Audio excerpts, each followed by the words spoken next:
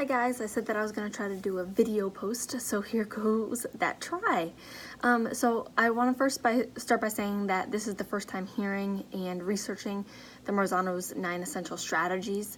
I was truly overwhelmed by the amount of information that I was not knowledgeable about. I think some of it, as educators, myself being fairly new to this role, but I obviously need to take more time to really go through these 9 strategies and realize where can I, improve my teaching, where can I differ from what I'm doing to try to improve the student outcomes and the way that they're learning and hopefully enhance their learning.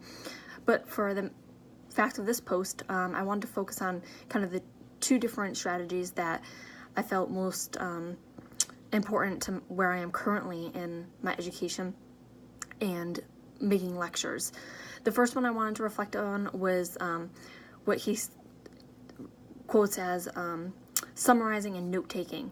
So currently now, for my clinical medicine lectures, along with some of my physical exam lectures, I've been giving my students handwritten typed notes. I find that when I'm reading through text, find this the easiest way to synthesize information, and then I make my PowerPoint after that. So one day I was talking to a student and they're like, "Did you say you were writing notes?" And I was like, "Yeah, I have my notes all typed up. It's how I, process the information, but then I go back and after rereading them, I kind of highlight the stuff that I think is the most essential. And then I make my PowerPoint after that." And she's like, "Are you willing to share those?" And I was like, "Yeah, sure. I can try, but I gotta tidy them up. I don't think it's very succinct for how we're learning." So I tried it and I got so much positive feedback.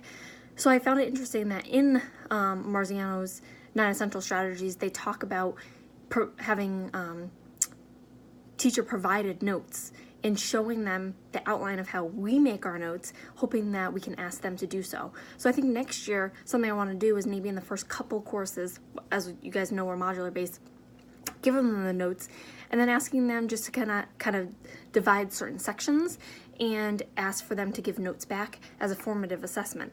I think that'd be helpful for me to see how they learn, how they're synthesizing information, but then also putting it together. In Marzano, Gady, and Dean's book on what works in the classroom instruction, they comment on a good way to introduce note-taking is to provide the students with the notes, stating that doing this gives the students a clear picture of what the teacher considers important, and it shows the students a model of how notes may be taken. And I think this is important, and that's the feedback that I've also gotten from the students, that it showed them kind of how my brain is working and helped them with how I was writing questions and kind of synthesizing the information, because this is the first time that they're seeing it. And I hadn't thought about that, and it makes perfect sense. I don't want to spend too much time talking on it. As you can tell, I'm very excited about that aspect, because I was like, wow, I'm actually doing something that was proven, and I was really excited.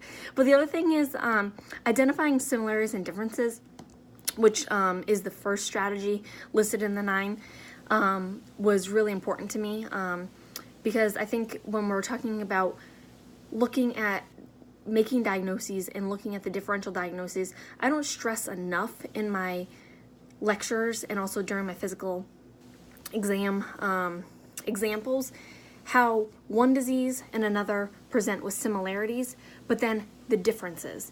And I could probably make a better outline, even possibly using Venn diagrams, to show X, Y, and Z are presenting in both of these, but what distinguishes them? I do it by just a bullet point right now on my differentials, but maybe that's not how the majority of my learners learn. And I really focused on that, on how can I better emphasize that. And the last thing I want to talk about, just because again, when I was doing my research and reading about this topic, obviously I have a lot of a deeper dive that I need to take into this. As you can tell, I'm pretty passionate on this topic, and I'm just excited because I've learned so much. Was talking about the scaffolding of learning. So I found 2 articles. Both are by Toledo and Dubis. I'm probably butchering his name, and I apologize because they wrote 2 great articles. But they talk about the scaffolding of learning. The first one is talking about looking at helping the learners be active learners and how to be active readers. and it sets up an example of how we can, through a 4-step process, teach our learners how to read actively. I'm sure I'm not the only one, and the other colleagues in this program that work at USJ can speak of that we stress to our students that they need to read, and we know that only a small segment of them are doing that. And I think this is maybe something I can also introduce in trying to, help, is the strategies they use. But then the second article, also by the same 2 authors, talks about how we can grow off of the act of reading through our questioning. And currently we use Bloom's taxonomy to write our questions. They use the Marzano's taxonomy. It's very similar to the 3 levels that we use currently, but it's focusing on building the building blocks, identifying, then working towards synthesizing, analyzing, and then making connections. Making those jumps is very important in the medical world. More than just recall, we want to give you a scenario and then have the student come up with the diagnosis, and then the question is asking, what is the treatment? So we're not telling them the answer of what the diagnosis is. We want them to get to the next step. And through active reading, we can get there. Okay, I've talked for way too long, and I'm so sorry. This is actually really fun. I think I'll do my next post this way. It was great to talk to you guys. I look forward to a further discussion. I'll put the 3 sources that I discussed in this video post below, and I look forward to hearing from you. Thank you.